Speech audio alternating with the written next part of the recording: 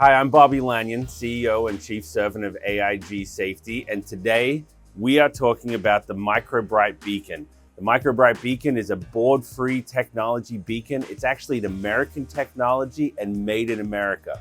One of the great things about the MicroBright beacon is that there is no printed circuitry in the beacon itself. In fact, the stainless steel framing of the beacon is its circuitry, which allows the beacon to handle greater vibration, which is great for the industrial workplace that these beacons go into: mines, quarries, underground, road construction, snow management, you name it. This beacon is completely universal. This MicroBright beacon that we have on display right now is a Class 1. It has 6 LEDs per side.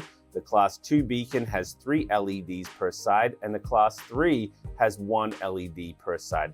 Class 1 is mandatory in most states in America for outside construction use and mining and quarry use. Class 2 is great for warehouse usage, for fork trucks, for lift vehicles, and the Class 3 beacon is used more for close proximity forklift use in warehouses and close proximity usage. The MicroBright beacon is available through the AIG Safety Dealer Network. Visit AMEINTL.net to find the closest dealer to you.